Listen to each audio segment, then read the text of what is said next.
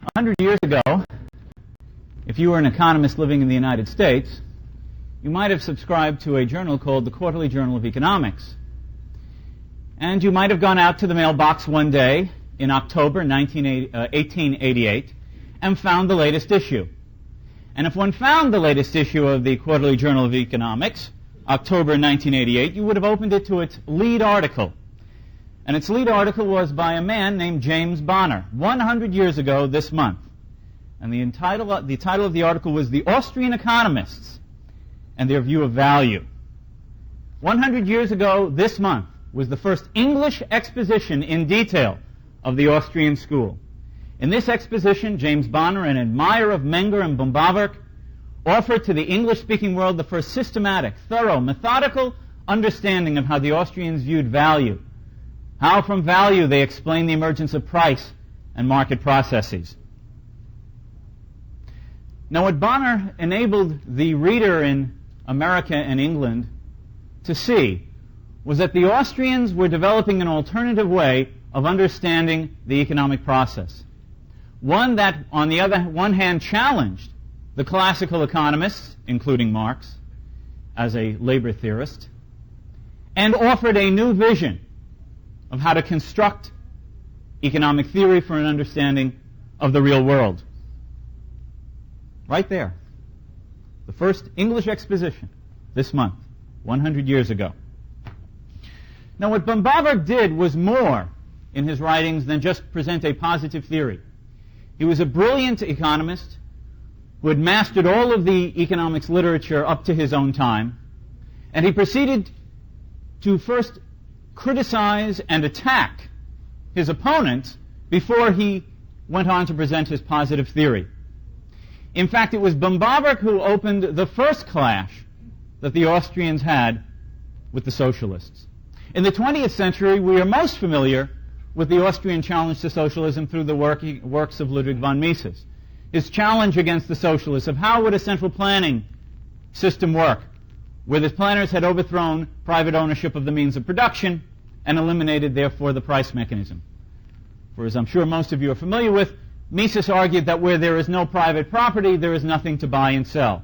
Where there is nothing to buy and sell, there is nothing to make offers for or bids for. Where there are no bids and offers, there are no agreed-upon terms of trade.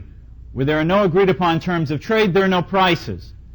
And when there are no prices, there is no way for agents in the market to form estimates concerning the value that individuals are placing upon the means of production as a calculative device to determine how to, in an efficient and economizing manner, apply the means of production to alternative uses in a society of scarcity. But that was really the second challenge. The first one was Böhm-Bawerk's. He first made this challenge and criticism in Volume 1 of Capital and Interest, his history and critique of interest theories, in 1884, the year after Marx passed away. He had a chapter on the exploitation theory, in which he criticized another German named Robertus and Marx. Then he had another opportunity to extend and elaborate on his criticism, and that was in 1886. Shortly after Volume 3 of Das Kapital had appeared posthumously, Böhm-Bawerk was asked to write and give a contribution to a Festschrift for a German economist. And his contribution was a 100-page monograph called Karl Marx and the Close of His System, in which he attempted to update his criticism in the light of the second and third volume coming out and showing that there were insoluble problems in Marx's system.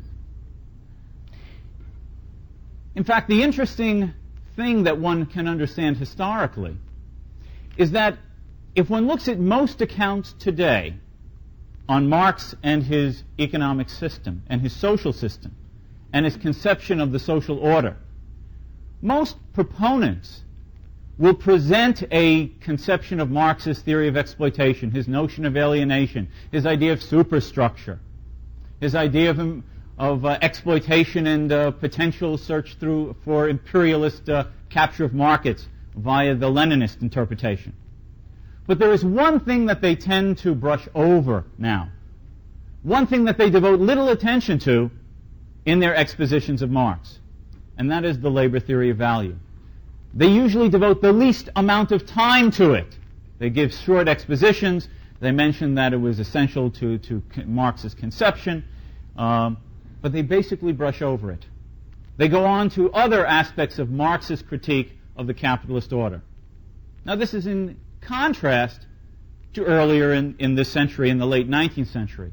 At that time, the heart of Marx's system was considered the labor theory of value. It was only with the labor theory of value, it was argued, that one could have a scientific analysis to explain why capitalism inherently was exploitive. Now, why has the labor theory of value fallen into the background? Why has it become an embarrassment, something that is briefly talked about rather than made the center of the exposition and the discussion? And I would like to suggest that it's precisely because of the critique that Böhm-Bawerk made 100 years ago. Because through this critique, Böhm-Bawerk raised questions about the logic of the labor theory itself and the inconsistencies of Marxist theory with the empirical workings of real market processes. But before one can understand Marx's criticisms, it is useful and important to briefly summarize Marx's system itself. Marx begins Volume 1 by emphasizing that no commodity can have exchange value unless it has use value, unless it is wanted by someone for some purpose. It cannot, in other words, unless it has use value, it cannot have exchange value. But it is not sufficient for a commodity to have use value to have exchange value. He argues that one has to search for something else than just its usefulness if one wants to understand from whence exchange values between commodities arises. He argues is that use value is of a qualitative and diverse nature, and therefore cannot be compared. There is no common denominator from which one can look at them and evaluate them. One has to look for what is it that commodities have in common other than their quality of being useful, because uses are so diverse. He therefore says we have to look beneath it and to ask what quality do all commodities have in common other than the diversity of their uses. And he says the quality that they share in common is a quantitative dimension, and that is they all share the common attribute that they are produced by labor. He therefore argues is that one has to reduce the use values of commodities, one has to abstract from the use values of commodities to that more general quality of merely having been the product of quantities of labor input. Only when one has understood the nature of labor as a physical input in the production of commodities can one then return to the surface of the analysis and understand why useful things have exchange ratios in the ways they do in the market. He therefore is looking for a common denominator among all commodities. And he argues that when one strips it away, what one finds therefore is that all commodities are produced by labor. But what kind of labor? Well, he argues that if we are to strip away the particular concrete attributes of commodities that make them useful for particular purposes, we need to strip away the concrete types of labor that go into their production, and to understand labor purely as an abstraction. Quantities of labor in an abstract form. And he argues that therefore what determines the value of commodities in their specific forms are their more generic aspect of having been the product of labor in an abstract type. Now, how shall one measure the amount of labor that goes into a product, and therefore to determine what the value of one commodity should be in relation to another? And Marx argues is that measurement should be the duration of labor time entering into its production. But however, he then emphasizes is that it is not going to be a conception of concrete labor time, but a thing that he calls socially necessary labor. That is, labor necessary to produce an article under normal conditions of production, an average degree of skill and intensity prevalent at the time.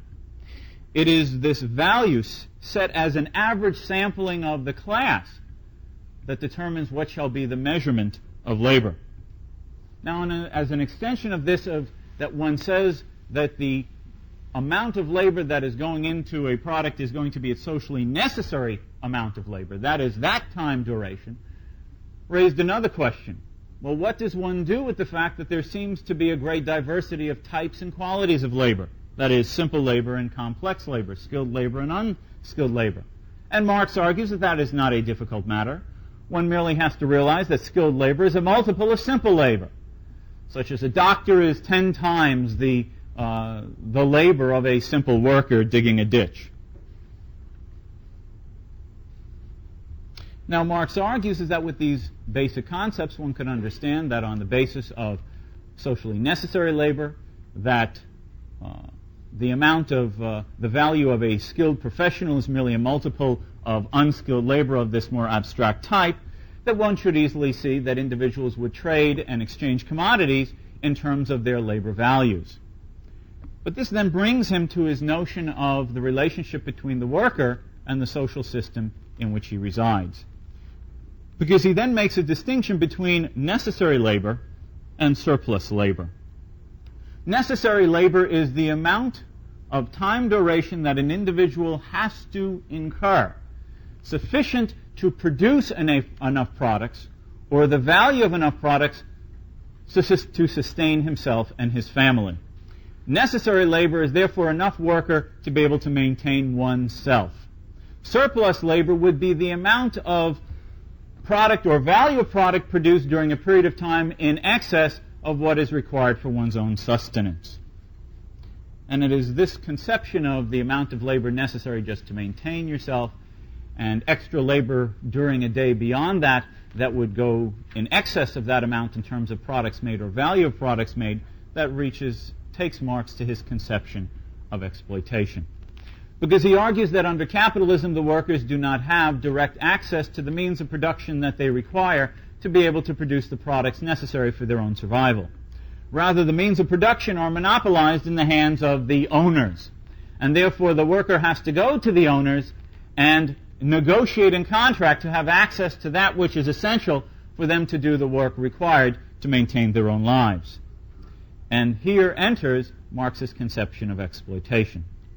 Because he argues is that the capitalist, by having this monopoly control over the means of production, has the capacity to force the worker, one presumes by threatening denial of access to the means of production, has the capacity to force the worker to work more hours for him than would be necessary just to produce product or value of product sufficient to maintain himself, but not pay the individual for that surplus. In other words, the worker is only paid a value equivalent to his subsistence, and the excess is then garnished by the capitalist owner of the means of production. Thus, Marx argued through this method the worker is exploited. He only receives a fraction of that which he has produced. The mere ownership of property gives the owner of property the opportunity to live without effort, and therefore the injustice of the system. Now, Marx then tries to analyze the workings of the economic system.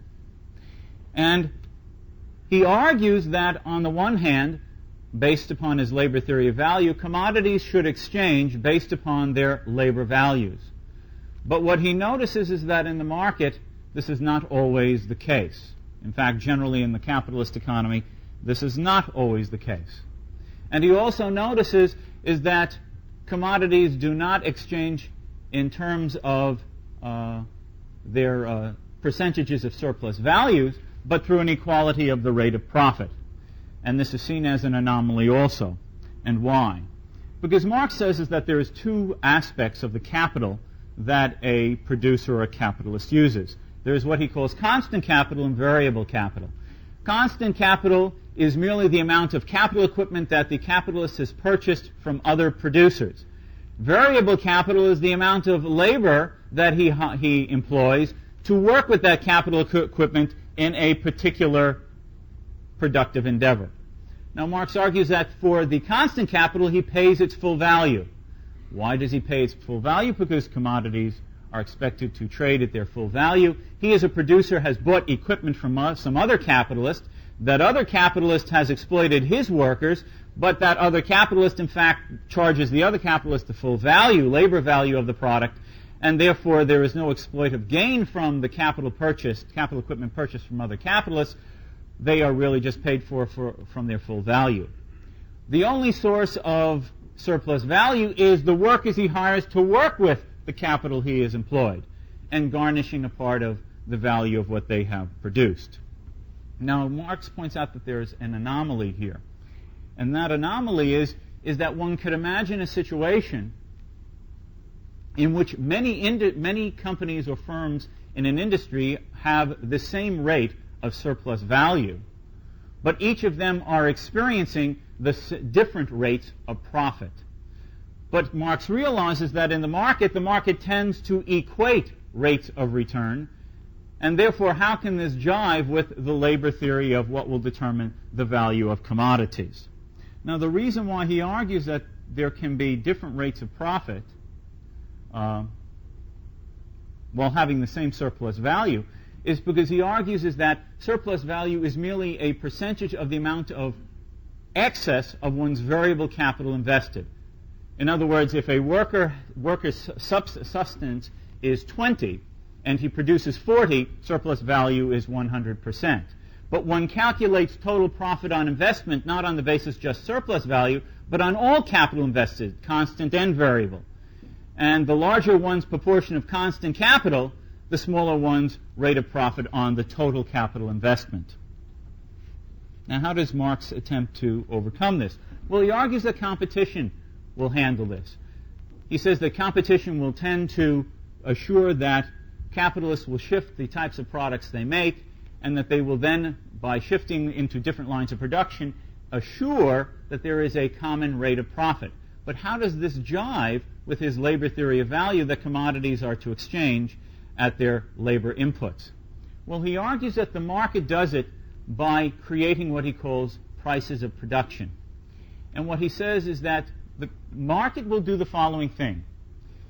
It will average out the rate of surplus value throughout all sectors of the economy. One works out an average of what has been constant capital. One works out what has been an average of surplus capital. That tells us what is the average rate of surplus profit or surplus value, and the market will then assure through competition the equating of that. Now, we'll come back to that when we look at Böhm-Bawerk's criticism. Now, in a nutshell, Marx tries to defend this and present a number of different expositions and numerical examples. But in a nutshell, that is his explanation. He argues that labor is the basis of value. Commodities based upon labor should exchange in terms of their labor inputs. Labor input is measured by socially necessary labor. Complex labor is reduced to simple labor. And one then sees in the market a situation where anomalies may occur between the rate of surplus value and the rate of profit, a competition by averaging out the rates of return, guaranteeing that while not directly commodities exchange at their labor values, they do so indirectly. Now, Böhm-Bawerk approaches this by wanting to take up two criticisms. One is, does Marx's theory fit with the facts? And second of all, what is the basis of his theory of value? And before I discuss this, I want to suggest the different approach that Böhm-Bawerk comes with that. Böhm-Bawerk argues in his critique of Marx and in his positive theory of capital, in which he has a long section on value and price, is that there are two starting principles that one has to begin with in analyzing all market phenomena, and that is methodological individualism and methodological subjectivism.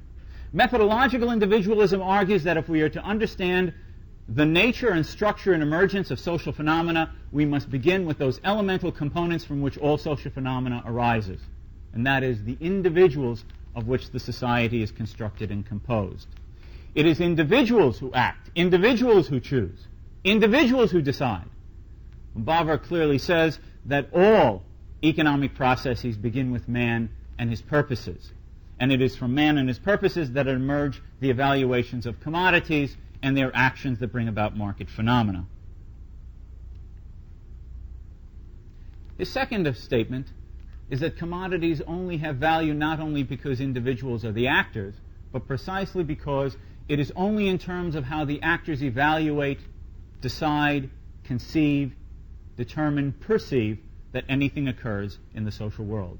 In other words, if we are to understand social phenomena in general and economic phenomena in particular, we must always do so from the actor's point of view. Now, this means that for Böhm-Bawerk, one cannot abstract from the nature and qualities of the use value of commodities as perceived by the actor. It is precisely because of the concrete attributes or possibilities to serve ends that an individual sees in a commodity that he assigns value to it and wishes to do various productive activities to bring that commodity into existence. So therefore, Böhm-Bawerk is saying that we must begin with the individual, we must begin with his evaluations, and that one has to think not in the abstract of use values in general, but the specific purpose and ends in mind for which an individual would want a commodity. Now, on the basis of this, Marx then proceeds to look at Böhm-Bawerk begins to look at Marx's theory of value. First of all, he says is that Marx has proceeded to try to glean what is the basis of the value of commodities in a peculiar fashion. And that peculiar fashion is that he defines commodities precisely in a way that the only thing that he will be left with in his analysis is the presumption that only labor can be the common denominator. For example, Böhm-Bawerk points out that Marx does not discuss things given to us by nature that have value, commodities that cannot be reproduced by labor that have value. And therefore, Marx guarantees that he will have the result that he wants precisely because he defines a commodity in a way that when he reduces all commodities to a common denominator, the only common denominator that he is left with is that which he is looking for.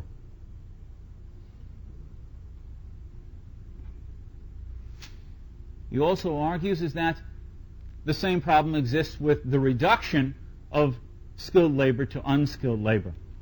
Because Böhm-Bawerk argues is that just as one evaluates commodities in terms of the concrete purposes and usefulnesses they have for the individuals, we evaluate labor on the same basis. We are not interested in labor in the abstract, but we are interested in labor of particular kinds, qualities, attributes, and skills precisely because those are the types of labors that can serve the purposes in mind to create the product we desire. There is also a reasoning in a circle, Böhm-Bawerk argued, in the same way here. Because Marx says is that skilled labor is merely a multiple of unskilled labor, and how does Marx attempt to show that? Well, he says, look in the marketplace. Skilled labor is offered a wage or a price many times the value of an unskilled labor. And therefore, the fact that skilled labor is given in terms of its market value a multiple of unskilled labor demonstrates that skilled labor is merely a multiple of unskilled labor. In other words, he presumes that which he is to prove. Rather than trying to show how one multiplies unskilled labor into skilled labor, and then derive an analysis that shows why the market then generates these differences in remuneration, he argues that the evidence that there are differences in remuneration and how much the differences of remuneration are demonstrates that his premise is correct.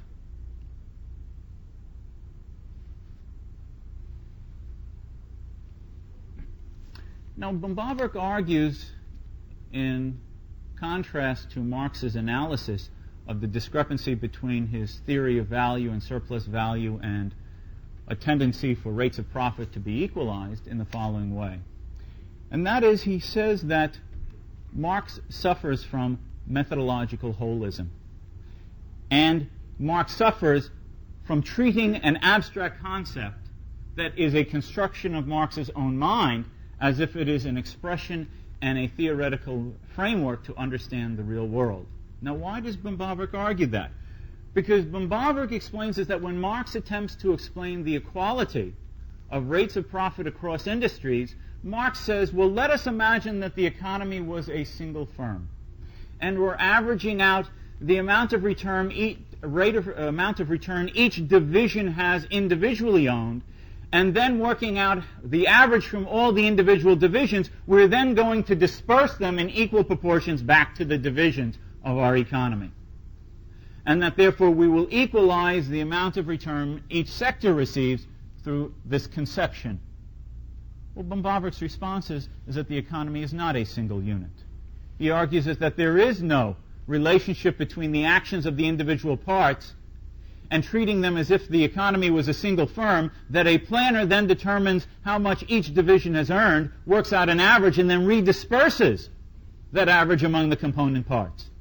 And that rather than explaining how competition would equate the rates of profit among sectors of the economy, Marx has created out of his own mind a construction of how an economy could work if it was an economy that was going to function in a manner that Marx wanted. But that it is not a theory of how real economies function, but rather is a construction of his mind in which he treats the economy as a whole. It is not a theory of how competition and individuals have incentives to act and respond and shift resources in various ways, but is a construction that Marx has created to reach the conclusion that he desires.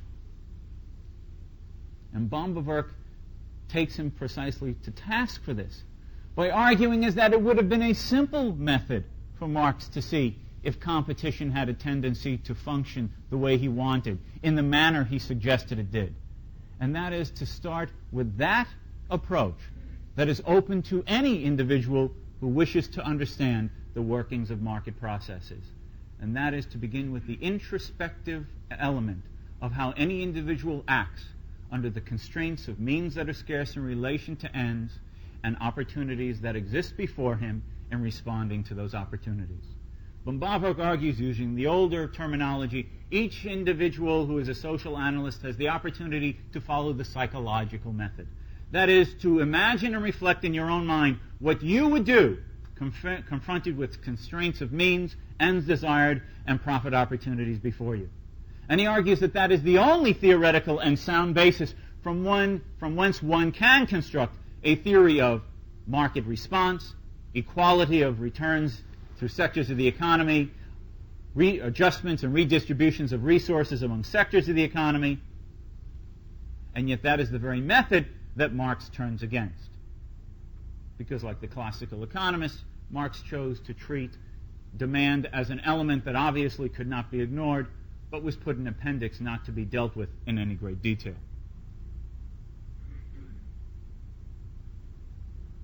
And finally, Böhm-Bawerk argues that what Marx has confused is profit and interest. What Marx has confused is that which is transitory and that which is permanent. Marx asked the question, how can it be that a producer hires a set of workers, pays them one price, they produce or work up raw materials into a product, and the employer is able to sell that product for a higher price than he has paid out in terms of the prices of the factors of production? How else can it be, if the work has been done by those he's hired, other than that he has taken from them something that belongs to them and does not belong to the owner? Basically, what Böhm-Bawerk argues is that Marx has left out an ingredient that is essential, inseparable from all human decision-making, and that is the element and evaluation of time. That there is a difference in the evaluation and estimate of things in the present and things in the future. That the worker is trading present goods, is receiving present goods in exchange for working on commodities that reflect future goods. The employer is advancing the worker commodities in the present, rather than the workers working up products themselves or deferring their receipt of payment until the product is ready in its finished form at some point in the future. That in fact, what the worker and the employer are doing is making an intertemporal exchange. That the worker chooses not to wait, either in making the product himself for sale or to make the product and wait till it's sold later by the entrepreneur for payment. that he is willing to work now for payment now at a price less than the product will sell for in the future. And in turn, the employer is willing to advance commodities for the workers' sustenance in the present, with the understanding that the employer has the opportunity to sell that product in the future at a price that reflects the remuneration that is his due for having foregone the use of commodities and income in the present that he has forwarded to those workers. What Böhm-Bawerk argues is that profit is transitory. It is that which arises out of changing market conditions, but which competition has as its purpose to compete away, but that interest is inseparable from the market itself. Interest is not a transitory element, but is a price, like any other price. Its uniqueness is that it is the price of time. It is not the price of apples in the present versus pears in the present, but apples in the present versus apples in the future. Pears in the present versus pears in the future. That it is an exchange across time. And therefore one cannot do away with the discounting of the value of the laborer's product unless one wishes to say that time and the evaluation of time is no longer inherently an element in the judgment of all actors in the market. Because as Böhm-Bawerk clearly explains, is that all action is forward-looking. It is prospective. It is a judgment concerning the future.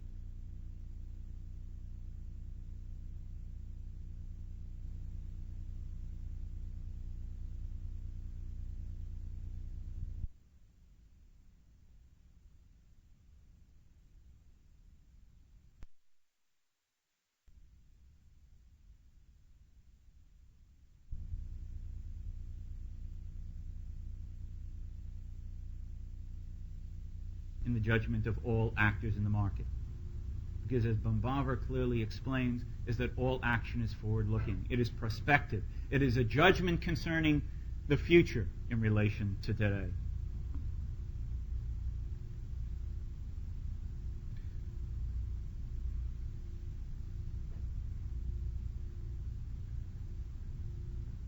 Now, I would like to suggest that no one has surpassed Böhm-Bawerk's criticism. The apologists and proponents of Marxism have attempted to get around these issues. They've argued, well, Marx really didn't mean this. He wasn't attempting really to explain the exchange values in the market. He had other purposes for the labor theory of value.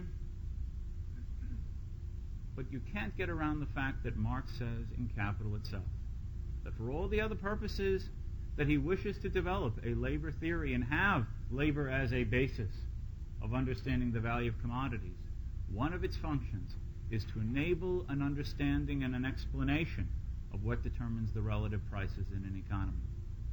And once you appreciate Böhm-Bawerk's criticism of Marx's conception of how competition works, and that is not the nature of competition or market processes, then one has to realize that in fact Marx has given no theory of how prices and exchange ratios emerge in the market on the basis of his own theory of value.